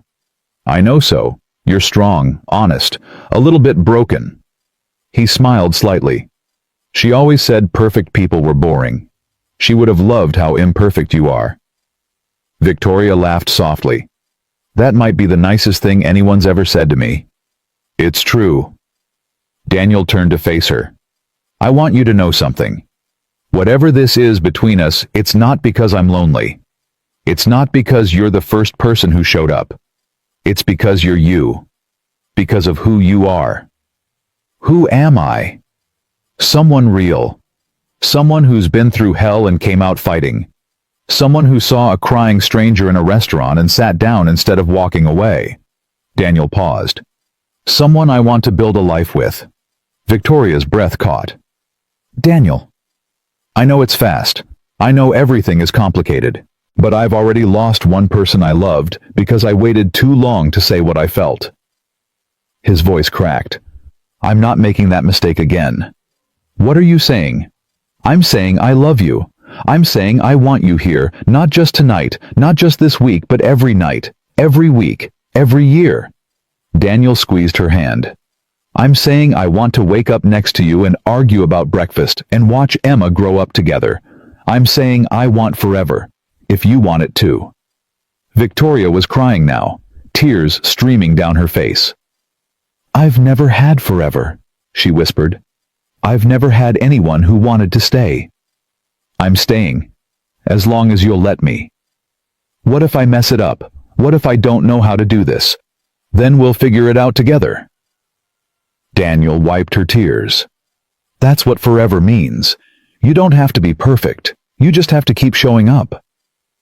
Victoria leaned forward and kissed him. Soft and gentle and full of everything she couldn't put into words. When they pulled apart, Emma was watching them. I knew you were going to kiss, she said sleepily. Emma. Daniel's face flushed. You're supposed to be asleep. I was. Then I woke up. Then I saw you kissing. Emma grinned. It's okay. I like it. You like it? Yeah. It means we're going to be a family, right? Emma looked at Victoria. You're going to be my... She trailed off, uncertain. Victoria's heart pounded. I'm going to be whatever you want me to be, she said carefully. I'm not trying to replace your mom. But I'm here. And I love you. And if you want to call me Mom.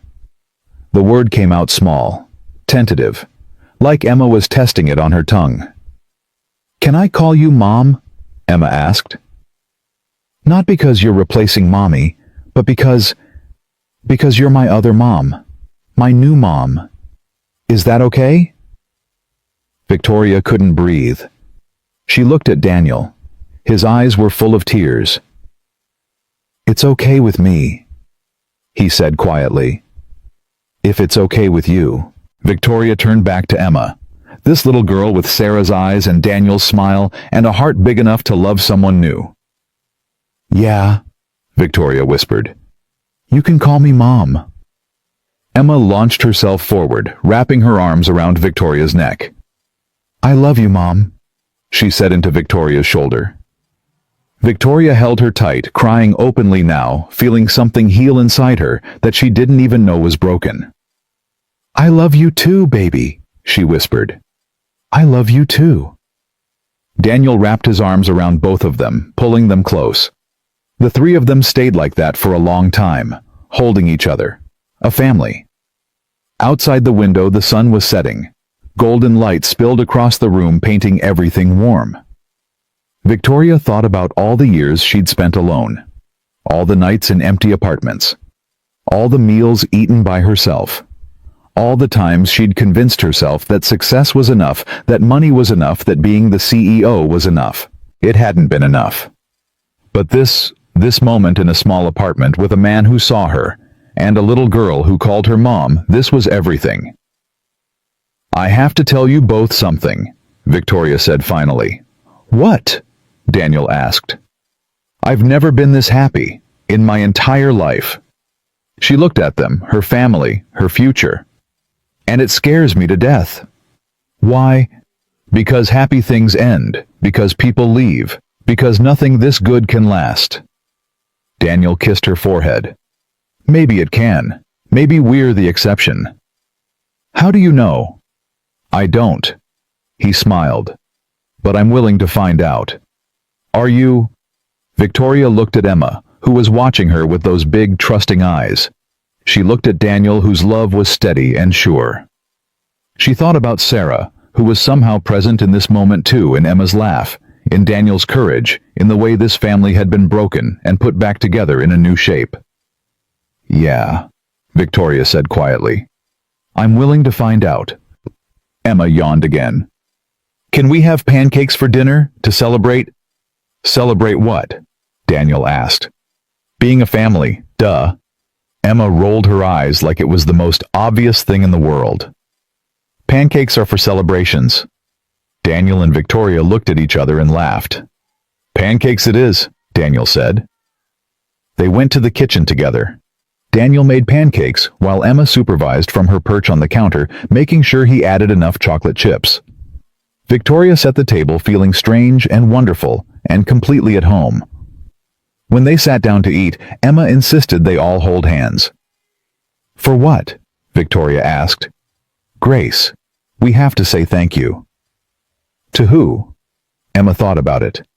"To everything. To the dolphins. To the hospital. To you for coming to dinner that first night." She squeezed Victoria's hand. "To Mommy for giving us Dad. And to Dad for finding you." Victoria's eyes filled with tears again. "That's beautiful, Munchkin," Daniel said. "I know. Emma grinned. "I'm very smart." They ate their pancakes. Emma told stories about her stuffed animals. Daniel laughed more than Victoria had ever seen him laugh. And Victoria sat there surrounded by warmth and love, and something she'd never thought she'd have. A home. Not a house. Not an apartment. Not a corner office or a penthouse suite. A home. And she was never going to let it go. 3 months passed like a dream. Victoria moved into Daniel's apartment 2 weeks after Emma's surgery. It was too small for 3 people. The closets were cramped. The kitchen was tiny. The walls were thin enough to hear the neighbors arguing about dishes. Victoria had never been happier. "We should look for a bigger place," Daniel said one morning over breakfast. "Why?" Victoria was helping Emma with her hair, braiding it the way Emma had taught her. "I like it here. You have a penthouse, with a view, and a kitchen bigger than this entire apartment." "I had a penthouse. I sold it." Daniel's fork stopped halfway to his mouth. "You what?" "Last week. The money's going into a trust for Emma's education." Victoria finished the braid and patted Emma's shoulder. "Go brush your teeth, Munchkin." Emma bounced off to the bathroom. Daniel stared at Victoria. "You sold your penthouse." "It was too big. Too empty." Victoria shrugged. "I'd rather live somewhere that feels like home. This apartment has 1 bathroom. I've noticed.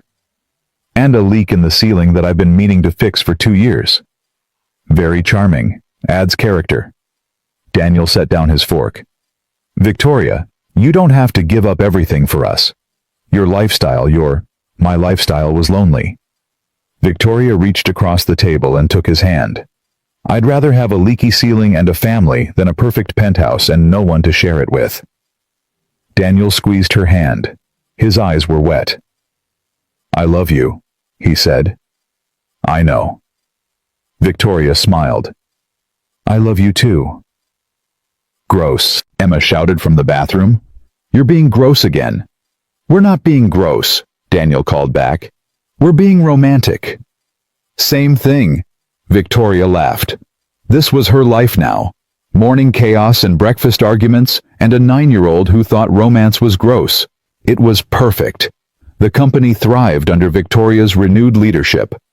Robert Chen stayed on as chairman, guiding the board through the transition. Catherine Price became an unexpected ally, championing the new initiatives that Victoria and Daniel developed together. Daniel's client retention program launched to massive success. Within 2 months, retention rates had increased by 23%, better than even Victoria had predicted. "You're a genius," Victoria told him one night. "I'm really not. The numbers say otherwise. The numbers say I had one good idea." Daniel pulled her closer on the couch. Emma was asleep in her room. The apartment was quiet. "Everything else is just hard work." "That's what genius is. A good idea, plus the work to make it real."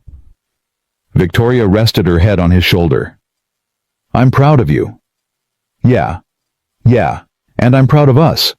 What we've built." Daniel was quiet for a moment. Victoria could feel his heartbeat against her cheek. "Can I ask you something?" he said finally. "Anything. Where do you see this going long term?" Victoria lifted her head to look at him. "What do you mean?" Daniel hesitated. "I've been thinking about the future, about what comes next, and I realized I don't actually know what you want. What you see when you imagine 5 years from now, 10 years. "I see you," Victoria said simply. I see Emma. I see us. Together. That's it? What else is there? Daniel took a breath. Marriage. Is that something you want? Victoria's heart stopped. Are you asking me to marry you? I'm asking if you'd want me to ask you to marry you. Daniel laughed nervously. That's not how I planned to say that. How did you plan to say it? I don't know. Better. Smoother. With a ring, probably. Victoria stared at him. This man who'd walked into a restaurant and sat down with a crying stranger. This man who'd stayed when anyone else would have left. This man who'd shown her what love looked like, not the fairy tale version, but the real one. Messy and complicated and absolutely worth it. Yes, she said. Yes. Yes, I'd want you to ask me. Yes, I want to marry you. Yes to all of it. Victoria grabbed his face and kissed him. Yes. Daniel pulled back, eyes wide. Wait. Does this mean we're engaged? I think it does. But I don't have a ring. I was going to buy one. I had a whole plan. Daniel. Victoria laughed. I don't need a ring. I don't need a plan. I just need you. You're sure? I've never been more sure of anything in my life. Daniel kissed her again. Longer this time. Deeper. When they finally broke apart, both of them were crying. We should tell Emma, Victoria whispered. Now. She's going to be so excited. She's been dropping hints for weeks. What kind of hints? Yesterday she asked me if I knew my ring size. Then she asked Daniel if he knew what cut of diamond I liked. Victoria smiled. She's not subtle. She gets that from her mother. The words hung in the air. Daniel's face flickered with something, pain maybe, or memory. I'm sorry, he said. I didn't mean. Don't apologize. Victoria touched his cheek. Sarah's part of this family too. She always will be. You really believe that? I do. She gave you Emma. She gave you the capacity to love like this. Everything good in your life started with her. Victoria paused. I'm just grateful I get to be part of what comes next. Daniel pulled her close. They sat there in the quiet apartment holding each other, thinking about the future they were building and the past that had brought them here. Tomorrow, Daniel said finally. Let's tell Emma tomorrow. Make it special. How? The aquarium. We promised her dolphins, remember? Victoria smiled. Perfect. The aquarium was crowded on Saturday morning. Emma ran ahead, pressing her face against every tank, rattling off facts about every creature she saw. That's a moon jellyfish. They don't have brains or hearts. They just float around being beautiful. She pointed at another tank. And that's a sea turtle. They can live for over 100 years. Imagine being that old. I'd rather not, Daniel muttered. Victoria elbowed him. Be nice. You're not that far off. I'm 41. Basically ancient. Says the woman who's 42. 42 and thriving. They bantered their way through the exhibits, following Emma's enthusiastic lead. Finally, they reached the main attraction. The dolphin tank. Emma stood at the glass, transfixed. 3 bottlenose dolphins swam in lazy circles, occasionally approaching the glass to investigate the visitors. They're so beautiful, Emma breathed. Look at them. They're smiling. Dolphins always look like they're smiling, Daniel said. It's just the shape of their mouths. No, Dad. They're actually happy. Scientists proved it. Dolphins can feel joy and sadness and love, just like people. Emma turned to Victoria. Did you know dolphins stay with their families their whole lives? They never leave. Victoria's throat tightened. I didn't know that. It's true. They take care of each other. Forever. Emma looked back at the dolphins. I think that's beautiful. Daniel caught Victoria's eye. She nodded. Emma, Daniel said, we have something to tell you. Emma turned around, suddenly alert. What is something wrong? Nothing's wrong. Something's actually very right. Daniel knelt down to Emma's level. Victoria and I are getting married. Emma's eyes went wide. Really? Really? Like actually married with a wedding and a dress and cake? All of it, Victoria said. If that's okay with you. If that's okay with me! Emma shrieked so loud that other visitors turned to stare. It's more than okay. It's the best thing ever.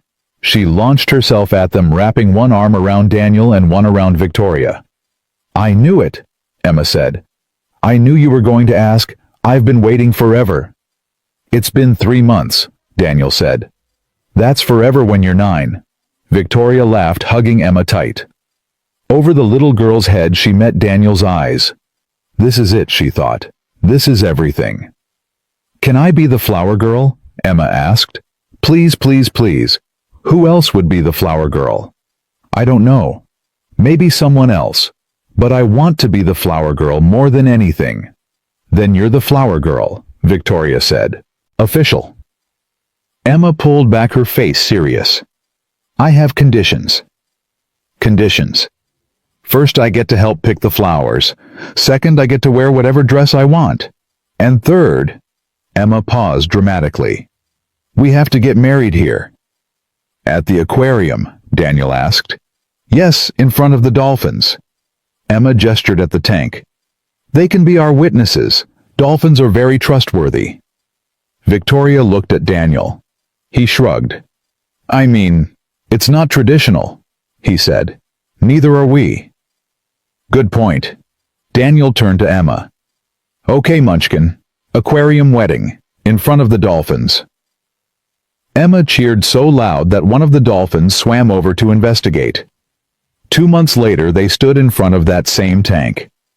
The aquarium had closed early for the wedding. Chairs lined the viewing area. String lights hung from the ceiling, reflecting off the water like stars. Rebecca sat in the front row, already crying. Robert Chen was beside her, looking distinguished in a dark suit. Catherine Price had come along with a handful of colleagues who'd become friends over the past months. The guest list was small, intimate, perfect. Daniel stood at the front wearing a simple gray suit. His hands were shaking. Nervous? Robert asked from beside him. Terrified. Good. That means it matters. The music started. A soft acoustic version of a song Sarah used to love. Daniel had suggested it. Victoria had agreed immediately. Emma appeared first, walking down the aisle in a pale pink dress, scattering rose petals with intense concentration. When she reached the front, she gave Daniel a thumbs up and took her place beside Rebecca. Then Victoria appeared. Daniel forgot how to breathe. She wore a simple white dress, no veil, no elaborate train. Just her walking toward him, more beautiful than anything he'd ever seen. Behind her, 3 dolphins swam in their tank, seemingly aware that something important was happening. Victoria reached the front. Daniel took her hands. Hi, he whispered. Hi, she whispered back. The officiant began speaking, but Daniel barely heard the words. He was lost in Victoria's eyes, in the reality of this moment, in the impossible, beautiful fact that he was here getting married again after swearing he never would. Daniel and Victoria have written their own vows, the officiant said. Daniel took a breath. Victoria. 4 months ago, I walked into a restaurant expecting nothing. I was broken, empty, going through the motions of a life I'd forgotten how to live. He paused. And then I saw you, crying, alone, holding a knife and wishing you could disappear.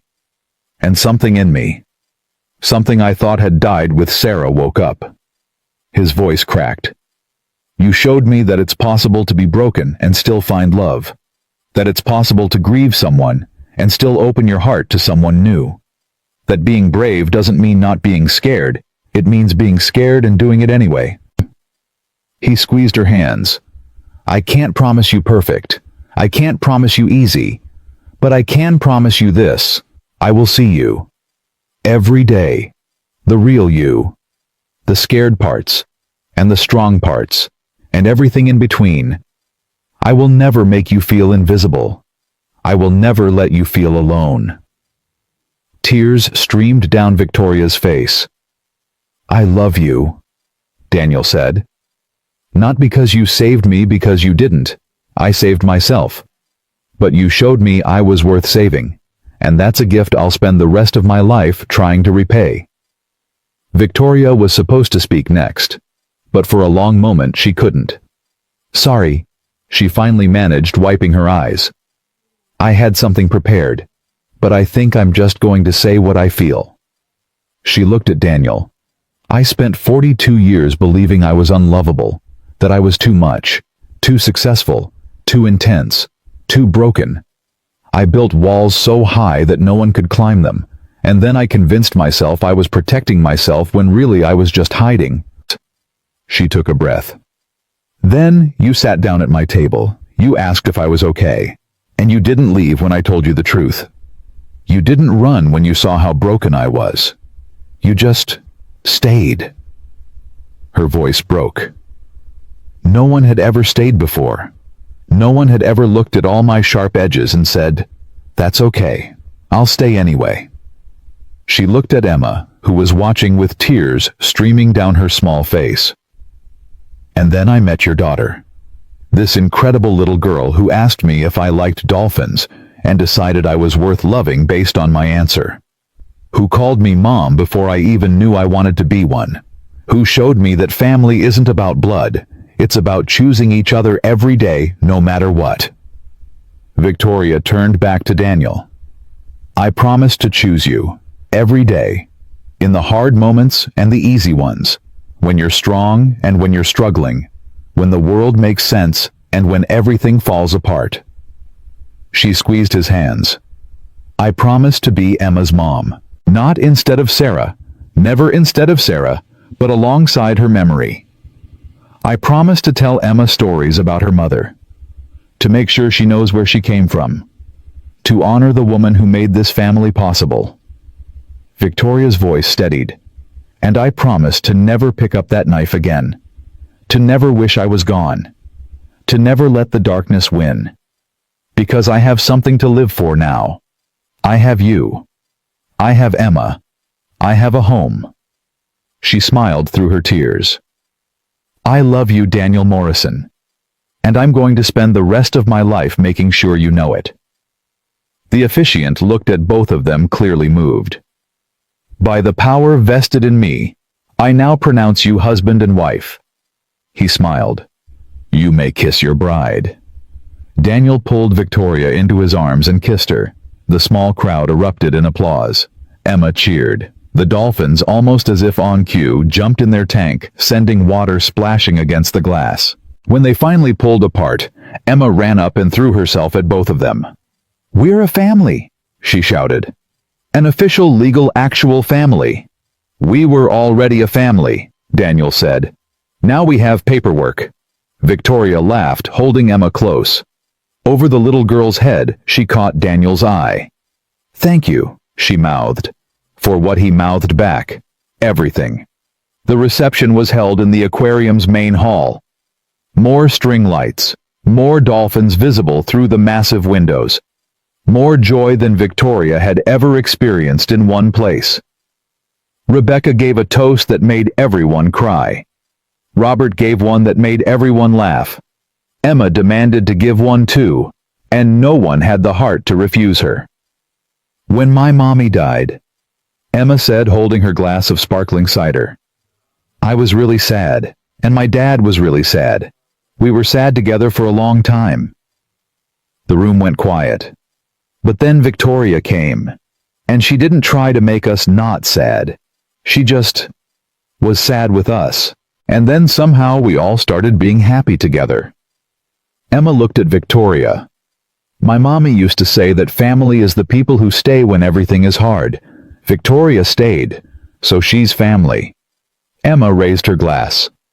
"To family. The old kind and the new kind. To my mommy who's watching from heaven. And to my other mommy who's here with us now." Victoria was crying again. She seemed to do a lot of that these days. "To family," everyone echoed. The night wound down slowly. Guests left one by one offering congratulations and well wishes. Finally, only Daniel, Victoria, and Emma remained. They stood in front of the dolphin tank, just the three of them. "Best day ever," Emma said sleepily. She was leaning against Daniel, exhausted but happy. "Yeah," Daniel agreed. "Best day ever." Victoria watched the dolphins swim in their endless circles. She thought about the woman she'd been 4 months ago, crying in a restaurant, holding a knife, wishing she was dead. That woman felt like a stranger now. "What are you thinking about?" Daniel asked. "How different everything is. How different I am." "Good different. The best different." Victoria turned to look at him. "I used to think success meant being powerful, being wealthy, being feared. But that's not success. That's just surviving." "What's success then?" "This." Victoria gestured at the three of them. "Being loved, being known, having people who would miss you if you were gone." She paused. "Having a reason to stay." Daniel pulled her close. "I'm glad you stayed," he said. "Me too." Emma tugged at Victoria's dress. "Mom, can we come back here for anniversaries and stuff?" "Every year," Victoria promised. "The dolphins are part of our story now." "Cool," Emma yawned. "I'm tired." "Let's go home," Daniel said. Home. The word had never meant much to Victoria before. It was just a place. 4 walls and a roof. Somewhere to sleep. But now it meant something else. It meant Daniel's apartment with the leaky ceiling. It meant Emma's room with the dolphin posters. It meant breakfast arguments and bedtime stories, and a family that had chosen each other against all odds. They walked out of the aquarium together. The night was cool and clear. Stars scattered across the sky like spilled diamonds. Daniel carried Emma, who was already half asleep, on his shoulder. Victoria walked beside them, her hand resting on Emma's back. "Victoria," Emma mumbled. "Yeah, baby. I'm glad Dad sat down that night, when you were crying." Victoria's throat tightened. "Me too. He's brave like that. He doesn't look brave, but he is." "I know. You're brave too. For letting us love you." Emma's eyes closed. "Some people don't let anyone love them. They're too scared. But you weren't too scared. You let us in." Victoria couldn't speak. "That's the bravest thing," Emma whispered. "Letting people in." Then she was asleep. Daniel looked at Victoria over Emma's head. His eyes were wet. "She's right, you know," he said quietly. "Letting people in is the bravest thing. I didn't have a choice. You two bulldozed right through my walls. You had a choice. You could have walked away. You could have kept us at arm's length. You could have let the fear win." Daniel smiled. "But you didn't. You stayed. You opened up. You let us love you. I didn't know how. You learned." Victoria thought about that, about all the moments over the past 4 months when she'd wanted to run, when the vulnerability had felt like too much, when the fear of losing this, of losing them, had nearly paralyzed her. But she'd stayed. Every time. She'd stayed. "I guess I did," she said. They reached the car. Daniel carefully placed Emma in the back seat, buckling her in with the practiced ease of a father who'd done it thousands of times. Victoria slid into the passenger seat. Daniel got behind the wheel. Before he started the car, he reached over and took her hand. "Thank you," he said. "For what?" "For sitting at that table. For crying in front of a stranger. For being honest about your pain." He paused. "If you hadn't been crying that night, I would have turned around and left. I wouldn't have sat down. I wouldn't have stayed. I didn't plan to be crying. I didn't plan any of it. I know. That's what makes it perfect. We didn't plan each other. We just happened. Daniel squeezed her hand. You're the best thing that ever happened to me. You and Emma. My two girls. Victoria leaned over and kissed him softly. Take us home, she whispered. Daniel started the car. They drove through the quiet streets, past closed shops and sleeping houses, toward the small apartment that had become everything. Victoria watched the city lights blur past the window. She thought about all the roads that had led her here. All the pain. All the loneliness. All the nights she'd wondered if it was worth going on. It had been worth it. Every broken moment. Every tear. Every time she'd felt invisible and alone, it had all been leading to this. To Daniel. To Emma. To a family she never knew she needed. They pulled into the apartment complex. Daniel carried Emma inside, placing her gently in her bed. Victoria tucked her in, smoothing her hair back from her face. Good night, baby, she whispered. Night, Mom, Emma mumbled, already drifting back to sleep. Victoria stood in the doorway for a long moment, watching her daughter sleep. Then she turned off the light and joined Daniel in the living room. They sat on the couch together, too tired to move, but too happy to sleep.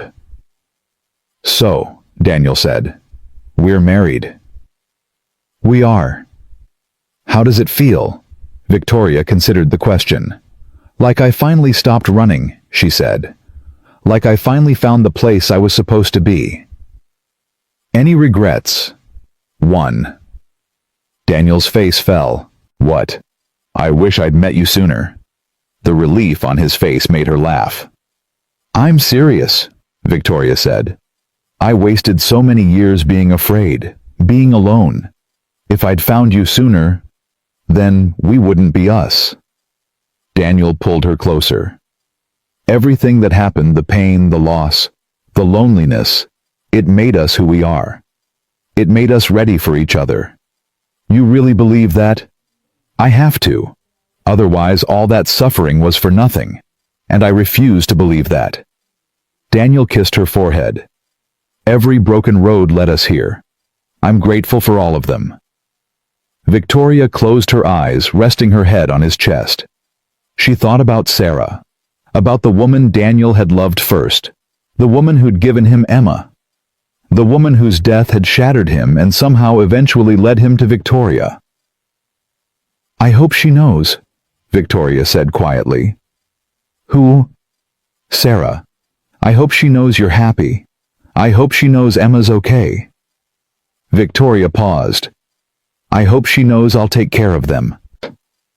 Daniel was quiet for a long time. I think she knows, he finally said. I think she sent you. You believe that? I have to believe something. And believing that Sarah, wherever she is, wanted us to find each other. That makes me feel like she's still part of this. Still part of us. Victoria lifted her head to look at him. Then I believe it too, she said.